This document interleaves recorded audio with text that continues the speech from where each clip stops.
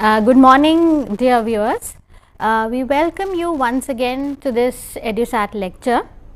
As you all are aware that we are running a course named Indian Writing in English Translation, and there are various scholars associated in this course with us. Today we are honored to have Professor Anand Prakash with us. Welcome, sir. Professor Anand Prakash is an eminent academician and has been associated with our endeavor since long, and his contributions are really to be noted, and they are really worthy. Today the topic of the lecture is Kalidasa's Abhijnana sakuntalam. I hope that today's lecture will enlighten you. Now I would request Professor Anand Prakash to start with the presentation, the lecture today.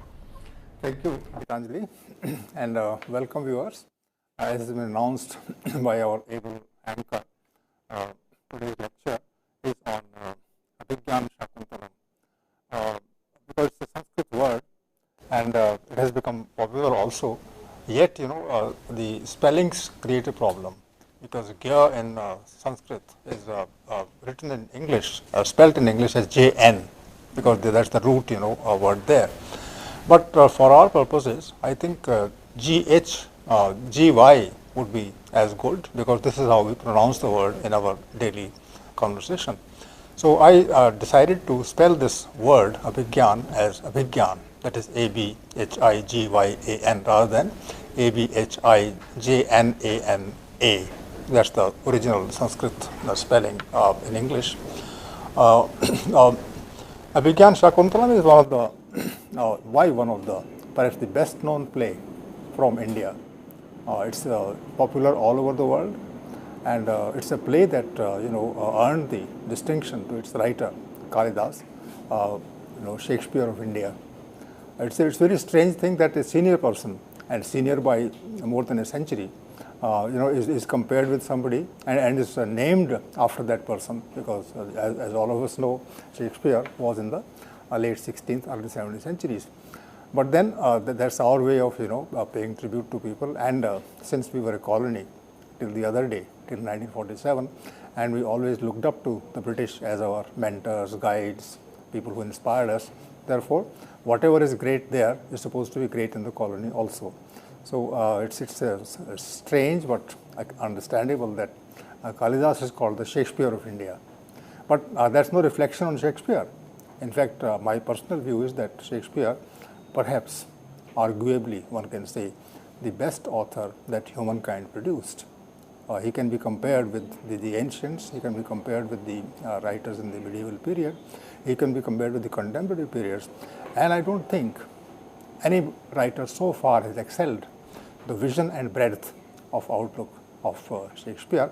So that way we understand that when we compare Kalidas with Shakespeare, then we are comparing two giants of literature in different languages, in Sanskrit so far as Kalidas is concerned, and in English as Shakespeare's name goes. So Abhijnana sakuntalam is a natak. It's a play.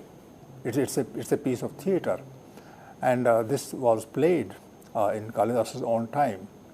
And all of us would be always thinking as to when Kalidas wrote this play, and who was Kalidas, and in which time he lived.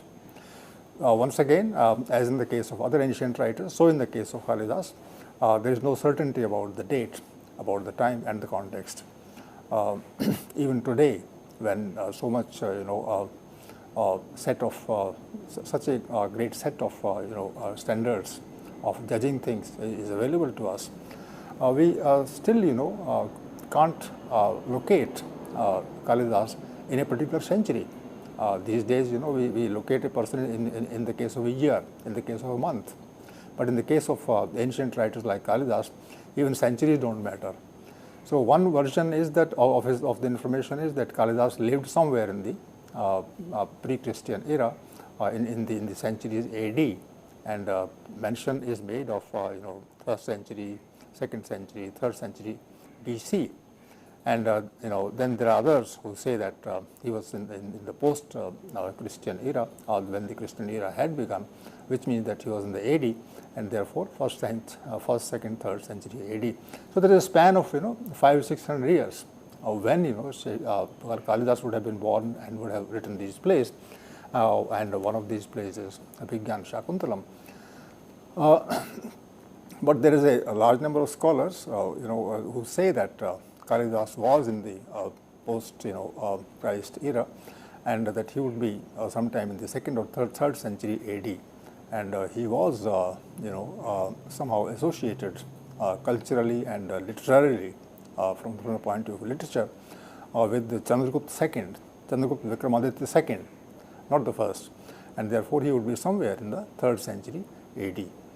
Anyway, this is a matter to be decided by the scholars and by the historians, and we don't have much to do with it, except that our understanding of his play would have been better, would have been more focused if we knew exactly when he was operative in the field of culture.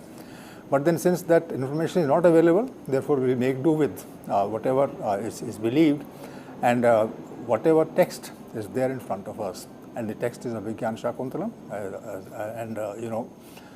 what does this word mean, Abhijnana? There are in English the equivalent should have been knowledge, perhaps should have been understanding, but then people have agreed that Abhijnana would be recognition, and recognition means pehchan. You understand, you realize, you come to know, and then you identify. That is pehchan. So recognition is the word that is used for Abhijnana, and Shakuntalam is the narrative of Shakuntala, narrative about Shakuntala. So the first thing is Abhijnana, or recognition, and it also assumes that there is a time when the main character of the play, Shakuntala, that is not clear about the kind of world that she inhabits and the kind of set of relationships that she has, and therefore she will take time to understand as to how people behave, what people intend when they have a relationship with a woman, and the most intimate and important, decisive relationship of a woman in Indian condition and ethos is the relationship in marriage. And what does marriage mean? What kind of intimacy it would suggest and would assure? These are the questions that a woman is confronted with, and maybe this woman, Shakuntala, would recognize the reality at her own cost when she understands that the world is not what she thought it to be, and that it became different. So this recognition on her part of the reality of her own time and the reality of positions and structures that existed at the time, this is what the play is about. So once she is there in the world and she starts becoming conscious about people, about the atmosphere, about ideology, about ideas, all those things, then later she comes to a conclusion of a kind, and that conclusion, that recognition, is Abhijnana. There is a literal meaning also of Abhijnana, and that meaning is that there is a ring there, the ring that we wear on our fingers, and this ring will compel somebody to get back to the point of memory. You forget, and then one day you remember. And the point of remembering in the play is connected with the ring, and therefore that is recognition. That you recognize that there is a ring. The king recognizes that this ring was there, and on that basis he goes back to the time which he had forgotten about. So this multi-layered kind of association of the title with the theme and the structure of the play, that is what is to be kept in mind as we discuss the play. Then so far as Shakuntala is concerned, and viewers try to just take this point also, that if a play is about a woman, and then the position of women at that time would be not as bad as we think it would be. So it's a play about a woman. It's a play about Shakuntala. It's not a play about others. It's not like Vikram and Urvashi are there. The same another play by Kalidas. It's a play about Shakuntala. It revolves around her dilemmas, her difficulties. It's a play about the way she is able to cope with and negotiate with these difficulties. Therefore, keep in mind that it's a play about a woman, and a woman's perspective either will be clouded by other perspectives, the male perspectives, or it will finally emerge. So that is the question that is being posed indirectly through the narrative through the presentation by the writer. Now, as in the case of most of the ancient writing, the story or the plot of a play or an epic would not be invented. Not that you just close your eyes and then you ask yourself, what should I write about? It's not that kind of writing at all at that time, not like today. Therefore, when somebody starts writing, then one latches on to, one picks up a tale already available. This is the case with most of the writing in the ancient period. And well, the two great narratives or epics that are already available around that time, 2000 years and more ago, they being Ramayana and Mahabharata. So people will pick up episodes from these epics at that time, and then they will rework them in their own plays or in their own other literary pieces. And in the case of Shakuntala, the narrative has been straight away picked up from Mahabharata. And therefore, you should keep in mind, I should keep in mind while discussing this play, that the story of Shakuntala is already available with Kalidas. He has read it. He has gone into the details of it.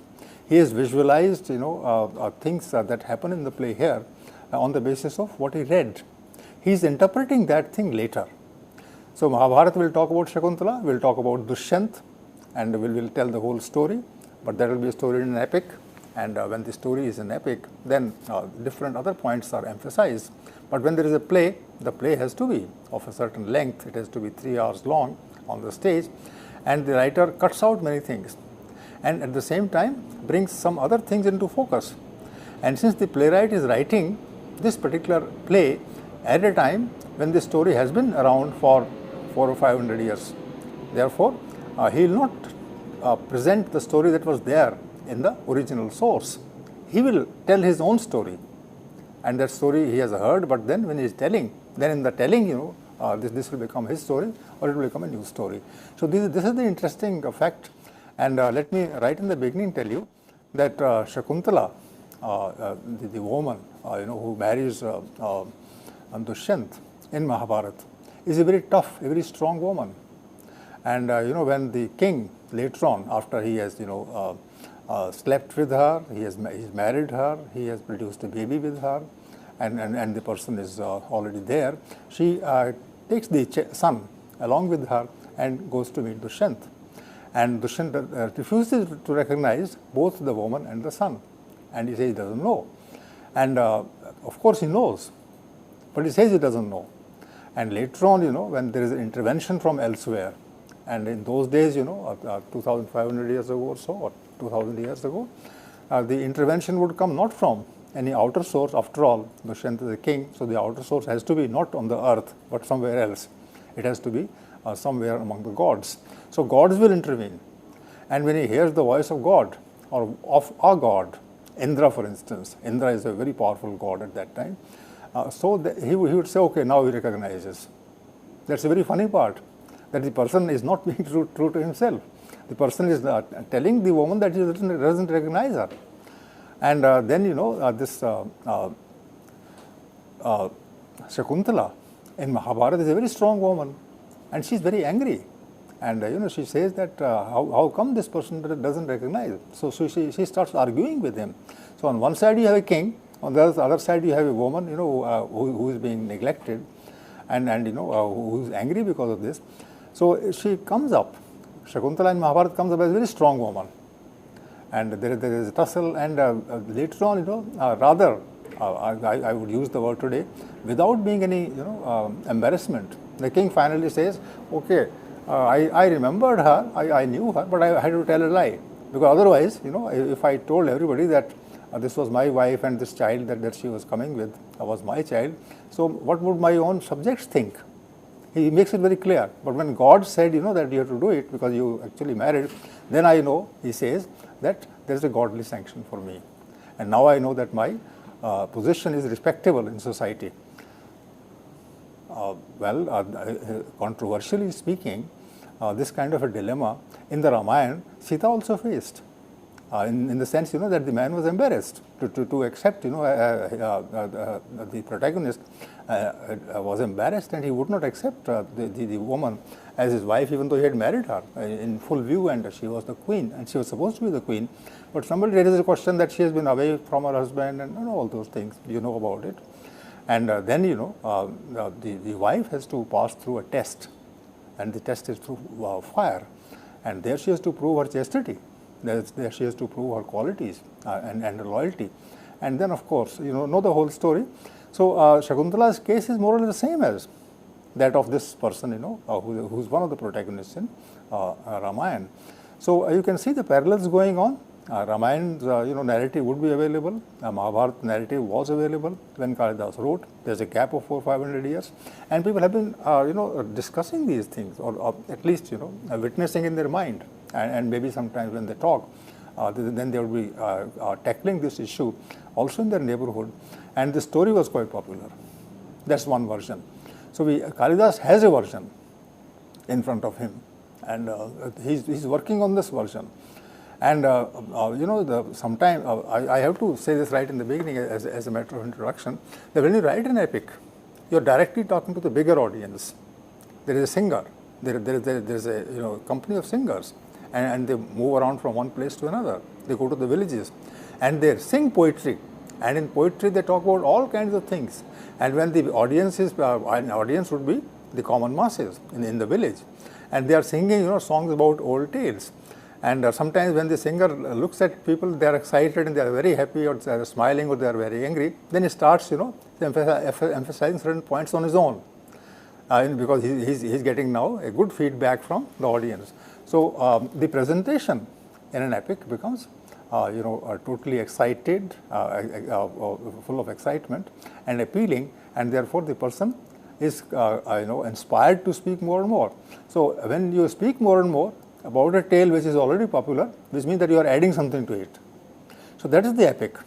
And in the epic, this kind of a story where the woman finally, got her place, but then she got her place through argument, and not through any kind of charity or any kind of sympathy or understanding or pity on the part of the spouse, on the part of the husband. Therefore, that story of a strong Shakuntala is there at the back of people's mind when they watch this play. I said in the beginning that it's a play, not an epic.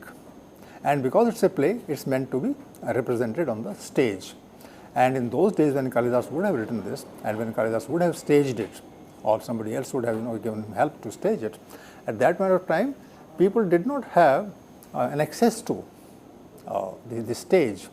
And this kind of a stage that is supposed to be there in the case of this play, which is very sophisticated, unlike the epic, which is very popular. It's very raw, which has a different kind of energy. The play is very well crafted. It's very well planned.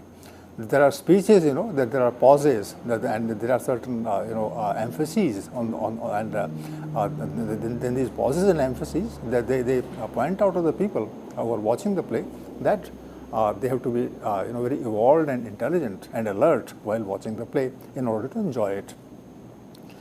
So when this play is enacted, I can assume that, the audience would not have been more than, let's say, 100 people.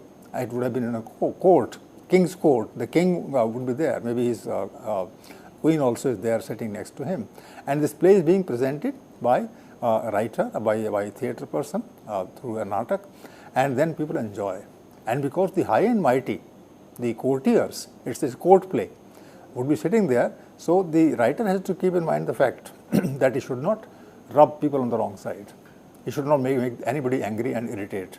And therefore, you can't be free when you are writing a play for the court.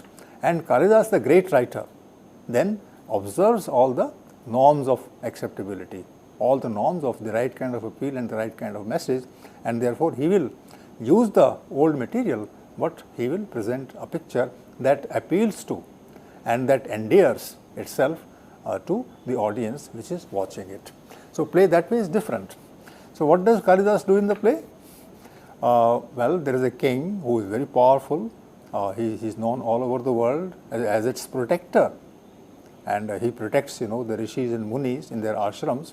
And if some people, rakshasas, come from outside, the demons come from outside, then he would punish them and he would drive them away, so that everybody is living at peace and in a state of calm and tranquility. And this king then goes on a wild hunt. So he has all the horses under his command. His soldiers are there next to him, and he enters the forest, and there he goes after wild animals, and he will kill some. And on the way, when so many horses and so many warriors and so many people would be entering the forest, then there will be some kind of destruction also of the creepers, of the small plants, even of the trees. Sometimes you never know. And the king is in a great mood to capture wild animals. So he's a very strong person. So this scene is shown in the play. And when this scene is shown, suddenly at one point of time, when the king gets tired, then he enters, wrongly or rightly, a hermitage, an ashram. And ashram people are totally different. They believe in peace. They don't believe in any kind of violence, any kind of hunt. They don't hunt animals. And hunting animals at that time also would not be exactly liked by the people in the ashram. So he enters the ashram, and there he is face to face with a woman. What kind of a woman is she? So far as this, I'm talking about the Shakuntala, and the king is Dushyant. So Dushyant goes on a hunting expedition. He then enters the hermitage, and there is a young woman. One can guess the young woman. She would be around 18, maybe 20, and she is very innocent. She has not been in company with the males, as we call. She has not seen any neighborhood. She is herself an ascetic. She doesn't wear good clothes. She wears the dress of the ashram, which in those days would be made by the the leaves or by the bark of the trees. So, and if cloth can be made of the bark of the tree, then she'll be wearing that. And so far as ornaments are concerned, a beautiful young woman would not have gold and all, or jewels and pearls. She would only have flowers. So she will cover her, she will put flowers on her head, on her shoulders. She will wear, a kind of small garland around her, arms and wrist, and maybe even around the middle part of the body, which is called girdle, or maybe even legs.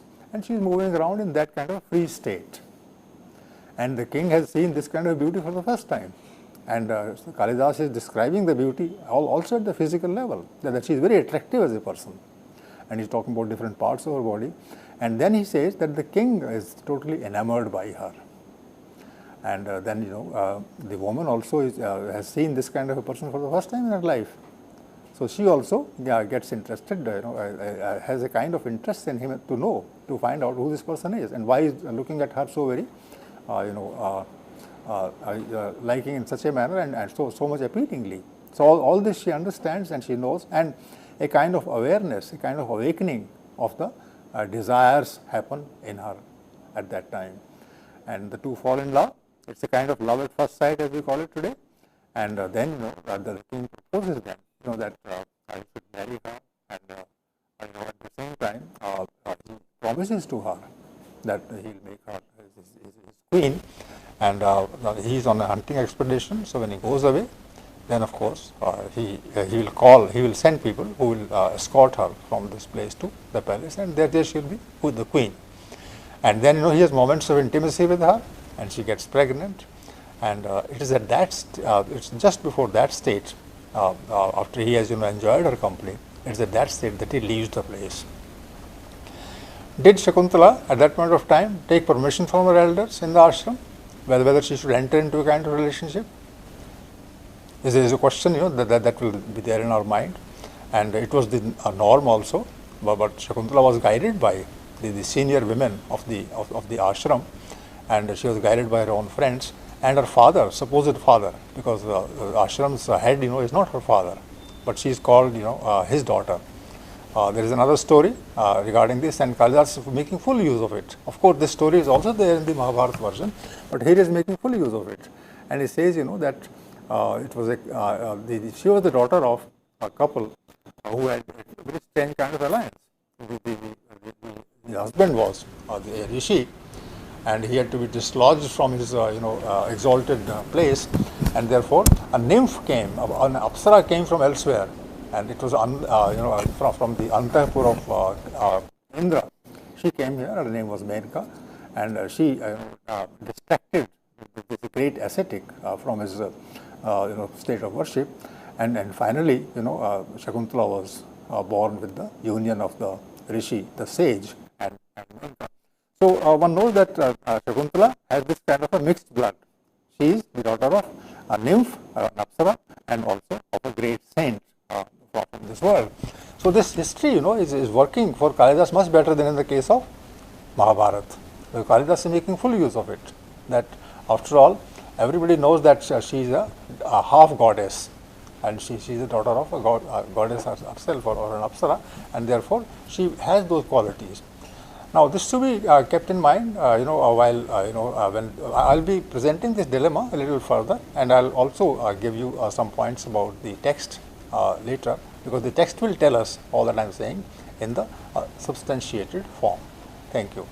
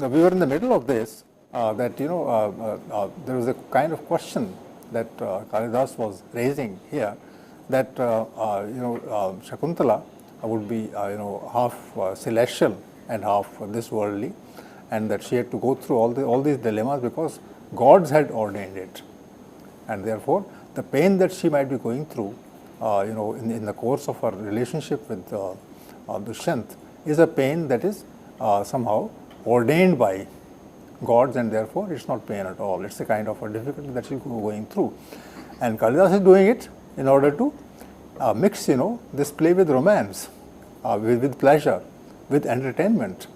And he has to tell people that he has to tell a message also, that both gods and great men, they are in company with each other. They are in a kind of holy alliance with each other in order to control this universe, control this world, and to ensure peace and stability to the subjects.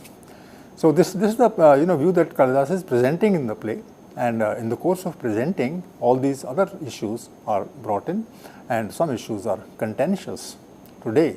We live in the 21st century, so we can go into the text on our own. We can also try to interpret Kalidas' strategy to entertain and to focus and to emphasize certain points, and that way we can deduce certain things for our own benefit. So this is how this play is to be understood. So in Kalidas' scheme of things, as I was saying earlier, this is one part that is to be kept in mind, that she is half celestial. The other thing is that Dushyant in this play does not forget of his own, not deliberately. Dushyant goes back, but he has forgotten. And why has he forgotten? the question is answered by Kalidas in the play itself. That happens because he left Shakuntala, when he went away, he left her completely immersed in love. And she was so much immersed in love, in the memory of the moments of happiness with her husband, whom she had married, in the Gandharva style. So she was not able to listen to anything else in life. And at that point of time, a great saint came, a great sage came for his bhiksha, and he called out from outside, and she would not hear his words, and she kept sitting, and the sage became angry that he is asking for this and she is not coming outside, so she is not courteous. So he left a curse against her, and the curse was that whosoever she is thinking about, he will forget her. And later on, of course, other people heard it, so they went after him and they caught up with him, and they said, "Sir, how can you do it? It's a young girl, and she's why did you give such a strong curse to her? So please tell some method, so that this curse can be undone." And he said, "Okay, I can't completely do it. I will not completely do it. I am very angry, but okay. If the king, sees some relic, sees some, something, that is associated with her, then he will remember that he was the one who married her, and the relic would be the ring, the signet, and if he gave her a ring, so which means that if she shows a ring to him, then he'll remember." So Kalidas has devised this particular trick for the play, and therefore the fault is not of Dushyant here, unlike there, where he said he deliberately did it because he wanted to, and he explained. But in this case, the case of the king is genuine. He doesn't remember because there is a curse on his wife, and it's because of this that he has completely forgotten. So this is the case, and Kalidas is able to circumvent all these problems, and that's how, towards the end, when that ring is initially lost, and she is found, it is found again, and then Dushyant remembers that the woman came and she was pregnant. She was not walking with the son; she was pregnant, and he didn't recognize her, so he asked her to leave, and she left, and he has been all the time full of remorse. And towards the end, somebody finds the ring in a pond in the stomach of a fish, and when that fisherman cuts the fish for cooking it, then he realizes that there is a ring inside. So and he is caught in the meantime by the policeman, and he is brought before the court that he is a thief who has got the ring from somewhere, and he tells. And the moment the king sees the ring, he remembers that he has been very cruel to his wife. So this is how the play ends. So finally, in both the narratives, in the Mahabharata narrative and in the Kalidas narrative, the couple joins. The couple at the end, they understand each other, they love each other, and then the problem is resolved. So this is a play which is where there is a lot of pain in the middle of it, but at the end everything works fine because the reconciliation has happened and recognition has happened in the case of the protagonist here. So this is the plot line of the play, and this plot line suggests many things. For instance, I can raise the questions of the society at that time, the rules it followed, the norms it had about matrimony. One had to be very loyal, one had to be totally focused on the relationship between man and wife, and if somehow the relationship became sour, if it became bad, then it was incumbent on the woman to make amends, or she would be punished. The man would just get scot-free. And even though Kalidas or the writer of Mahabharata would not have thought of it, their society was different, and the women didn't have any position of authority at that point of time. Therefore, they would not bother about this question. They would take it as some kind of a natural thing. But we as moderns, we living in the 20th and 21st century, we realize that all of us are human beings, irrespective of the sex, irrespective of the fact whether we are men or women. Now, this kind of thing was not there at that time.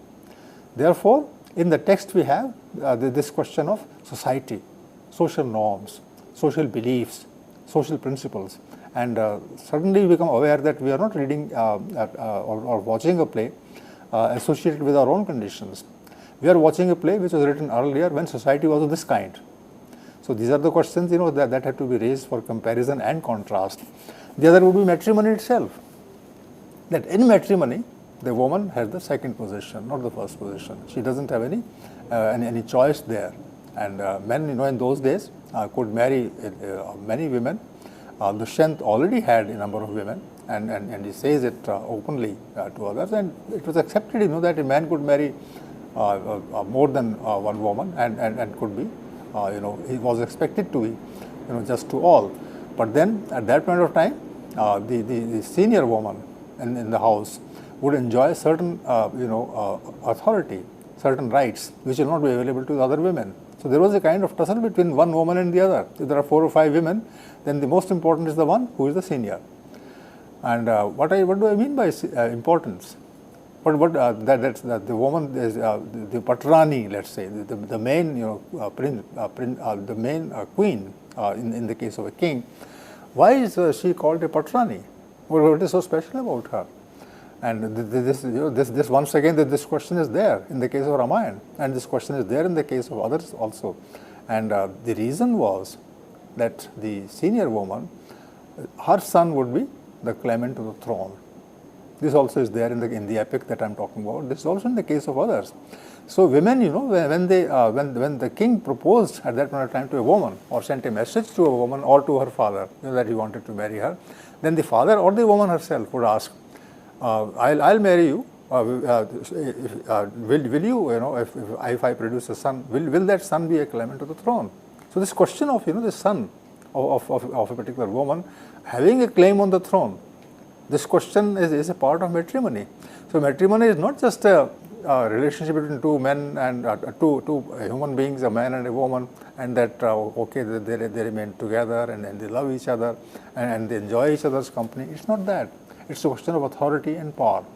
And in the case of kings and queens, and also in the case of ordinary people, if you have some property, then most of the property would go to the eldest son or the son of the eldest wife. So this kind of principle is there, and this brings in the idea of and the morality of matrimony in jeopardy. There is a kind of a critique there as to how you can be untrue to and cruel to and partial to certain women in preference to others. So this kind of a thing is to be kept in mind, because these questions, after all, even if it's art and it's supposed to entertain us, one of the functions of art is to make us aware about the principles of existence in our own life. So this question is there. Then there is romance. Does romance have a place in life? Romance means the idea of imagination, where you feel happy in your mind, and that you want to remain happy in your mind. And one way to remain happy in one's mind is to listen to music or to watch a dance performance. And in the dance, there is a story, and in the story, the highlights of the body of the woman, the highlights of the beauty of the woman, the highlights of the bravery of the man, the qualities of the man. It is these, that create a state of romance for us. So this romance is there quite a lot in the play. And the state. What kind of a king was there? What were his policies? What kind of a court he presided over? How he distributed justice in life? All these things are then important, and they are there in the case of Abhijnana Shakuntalam, this play, because the king receives his guests when he is surrounded by his own officials, and sometimes there is a person sitting next to him who is a chamberlain. Then there is a person who is the police officer. There is a third person who is an advisor. The fourth person who keeps him company to entertain him. That also is a part of the court, that the king has to remain relaxed all the time, and if there is some tense moment, then somebody should be there to talk with you humorously. So there is also a court jester. There has to be mascara. There has to be a person who will be next to you and who can crack jokes at your cost, so that you remain always calm and quiet and undisturbed. So this is the kind of state that we had. And that state should be compared. If we are alert, watchers of viewers of theatre, then we should be able to see as to what kind of state was there at that time, what flaws it had, what facilities it had, what norms it went by, and comparably what norms are we guided by today, and then we can compare and contrast and reach a kind of alternative vision about the state today. So these questions, viewers, all of us know that literacy is not merely for reading and enjoying, it is also for becoming aware about serious things in life, because after all enjoyment also is not a very pure category. So these things are there, so we will be referring to this later, but I now will take up the question of the text. I have already told you the story, I told you the dilemmas, I have also told the end. So now let's have a look at the text. I have still a few minutes to take examples from the text. This is what appealed to me as I was reading the play in the first act. This play has 7 acts, and it's a very theatre-worthy play, very stage-worthy play. This play can be presented today also on the stage in a good 2.5 or 3 hours, and this will be a hit because this play is so wonderfully well written. This play has no flaws in it, and it has so much of precision, so much of focus, and it is such a witty play. And Kalidas is supposed to be one of the finest poets from the point of view of comparisons, which in English are called similes. So just read the similes. When a character is making a point, and he cannot make this point very well directly, therefore he will say, okay, now I am quoting a verse. So he will quote a verse, he will quote just 2-3 lines, and with those 3 lines, you become aware of the complexity of the issue that he is presenting, and then you get the answer. So Kalidas is great in that respect also. And at the level of style, you can see that people talk in prose. People didn't talk in prose earlier in the text. Mahabharata is all poetry. In Mahabharata, even Gita is poetry, which is a book of philosophy. Even that is poetry. But later on, people talked in prose, but when it came to wisdom, then they would use verse. So you have verse, you have 2-line shloka in the middle, and the person is talking, and then he uses a shloka, a 2-line or a 3-line thing. Basically 2 lines, because shloka means a kind of a couplet. So king is entering the hermitage, entering the forest, and how is he entering? He is on a chariot, and it is driven by 4 horses or a number of horses, and he has the reins, or somebody else holds the reins, but he is just having the bow and arrow in his hands, and the moment he spots an animal, he will shoot at the animal and kill it. So that kind of a scene, and see Kalidas's imagination in this play, and these are just 4 lines, and he is telling you how speed is appreciated by people there. These horses, says the king, would outrace the steeds of the sun. The sun is also supposed to have a chariot, and the sun, Suraj, it also has a chariot, and it always moves around the earth, as they said at that time. It goes around the earth, and the speed is so much that it has to cover it in 12 hours. So, but Kalidas says these horses would outrace the steeds of the sun. What is small suddenly looms large. Of course, these days we also have aeroplane to fly and we can understand what speed is. But in those days, if the chariot was being driven at a very fast speed, then this is what happens. The small suddenly looms large, split forms seem to reunite. Things are actually separate, but when there is a great speed, then they unite. Bent shapes straighten before my eyes. From the chariot's speed, nothing ever stays distant or near. So those things which are near, they become distant, and vice versa. This is the imagination of Kalidas in this play. So we have a caller with us. Okay, if there is a call, Yeah. I'd like to. Yes, please. We have a call, I think. The caller can proceed. The question can be asked. We have the expert Good with afternoon, us. ma'am. Good afternoon, sir. Yes, afternoon. good afternoon. First, I will thank you to sir to give such a wonderful lecture. Thank you. Yes, please ask your question. So, I have a question, sir. Please tell your name and the place from where you are speaking. So my question is, I want to know the characteristic of Sakuntala, and my second question is, I want to know about the gender gap and gender divide in Abhijnana sakuntalam. Okay, the gender device, I understand. What is the first question? The character of Shakuntala. He wants to have a view on the character of Shakuntala. And please tell your name. Okay. It's a good question you are asking. Partly I have answered it, but I would like to repeat this. You know, this is a play, you know, which talks about the gender division. Men and women, how are they separate? How are they different? How is their relationship? Is it based on equality? And you know, as you rightly asked the question, the play is about a woman and the kind of ordeal, the kind of difficult phase through which she passes. So this is a gender question. You know that there is an authority, there is a power structure which is controlled by men, and that in those power structures lives a woman, and her life, you know, is disturbed, and this life, you know, finally has to be brought back to normalcy. So this is a gender question, and she suffers not because she is a human being, but because she is a woman. So this is one.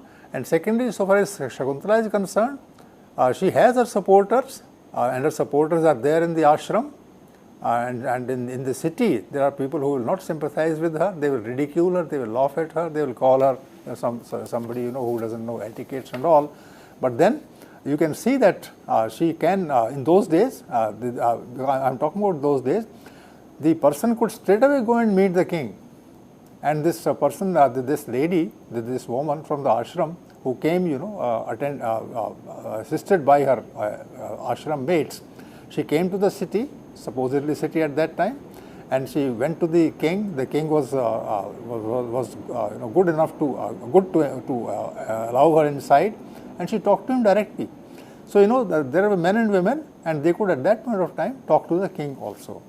So these things are quite important from the point of view of you know, gender question there. And you know, there is a kind of Gandharva Vivah, which means, you know, that you meet a woman and you like the woman also likes you, and she agrees to marry you, and in that case you can just put a garland around his neck and he'll put back a garland around your neck, and both will be married. So these things, you know, in convention, in you know, rites and rituals, in the case of you know, other things. So this is what the gender question at that time emerges as. And you know, it's heavily tilted against the woman, and it's almost entirely tilted on the side of men. And yet, you know, the women are able to, because of the help that they get, and from celestial divine support, because the celestial and divine support in this play comes from Tulsidas' own head, Kalidas' own head. So Kalidas decides, you know, that the woman, when the woman is helpless, then gods will help her, and you know, chance will help her, fate will help her, and the entire ashram is behind her. Good people are behind her. So even though the gender division is there, but then there is a kind of subtlety, there is a kind of beauty, there is a kind of you know, good quality about the woman, that all the ashramites are with her, and all the people, you know, who are there in the audience, then or now, they will also be seeing, you know, that she is the aggrieved party, and therefore the sympathies of most of the people would be with Shakuntala. So these are the questions that have to be you know, kept in mind while appreciating this play, and I am glad that you asked this question, and I hope you will be satisfied with the answer that I have given you. So I have a few points to make now. So I am back to you know, give you some details about the play. The other detail is about and this also will, you know, talk about the gender question. How does the king appreciate the beauty of Shakuntala? And see the quotation. He says to him, he says to himself, her lips are fresh red buds, her arms are tendrils. He is comparing the young woman with a plant. Impatient youth is poised to blossom in her limbs. Just see, and the youthfulness of the woman, she is 18 as I said at that time, and the youthfulness is showing through her limbs, through her legs, through her feet, through her hands, through her face. So all these, and also the waist and the lower part of the back, is showing everything there, which means what? For today's viewer, this would be reducing a woman to the level of the body, and this is all right and this is fine, but then how the woman thinks, what is her level of awareness, and whether she can be angry and whether she can have a choice. All these questions, would emerge today from us, who would not be bothered mainly about how a woman looks, but also how a woman thinks. And Gitanjali, am I right when I say this? Definitely, sir, most definitely. And sir, I think the perspective which you have created about this whole Kalidasa's the writings and all, they all depict that whatever is shown through the literature, it is very much existent in the society. We have to relate it to how we are understanding, how the relationships are developing, what is the kind of patriarchal infrastructure that was there at that point of time. So this perspective really is something which everyone should relate to, and this is why we call you the eminent scholars like you to throw light upon these kind of issues. Yes, thank you, Gitanjali. And this is the point that, as you rightly suggest, this is the point that I was making. That we'll keep our critical acumen intact. We would like to see all these texts, from our angle, and it's a great text. Therefore, we'll have a lot to learn from it. At the same time, we'll be using the text to raise questions that are relevant to us. So this is the other point that I was making about the situation there. The writer is, the king is speaking these lines. He says to Anusuya, she is an ashramite and she is a friend of Shakuntala. He says, despite my many wives, on two the royal line rests. He is now making clear as to why he wants to marry Shakuntala. There are two women on whom his existence rests at the time. Sea-bound earth, one woman is that, Narti, and your friend. So he is being very, at that point of time, very eloquent about his expression of love, and he says, I am totally for your friend. Your friend means Shakuntala, or the earth. Earth means I am a king, so the entire world, is under my feet. But then the second woman, the first woman is earth, the second woman is your friend. So this is the kind of sweep, that the play has, and a great king is talking. And this is going to be one of the kings, who will later on produce people who will control the world still better. For instance, Dushyant's son will be Bharat, and as the story goes, that Bharat is what gave rise to the idea of Bharat for us. So his son will be Bharat, and this is shown in the Mahabharata, and this is shown very clearly also here. The king is angry in another act. The act is 5, and he talks to the ashramite who is going with Shakuntala, and he says, old woman, now is a king, he is not the lover in the hermitage, and he says, old woman, when naive female beasts show cunning, he is talking about women, and the women are shown as beasts, and he is comparing women as wild animals with. What can we expect of women who reason?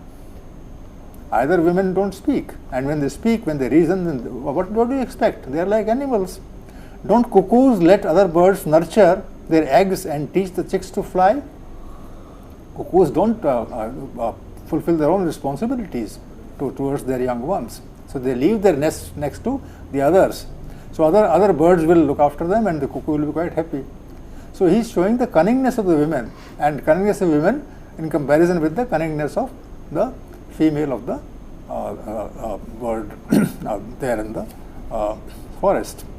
And Shakuntala is angry, and this is where Kalidas is at his best. He is giving full support to Shakuntala when she says this, and she says this to the husband and the king.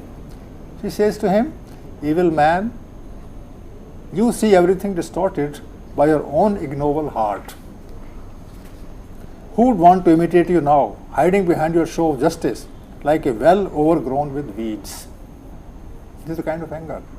So now I conclude this lecture by saying that a large number of questions are raised in this text, and they are raised because we are reading the text of a great writer, a writer who has outlived his immediate surroundings and who has become relevant to us. So I hope you would have seen the points where we can take off from this play in order to consider our own problems and questions today. Thank you.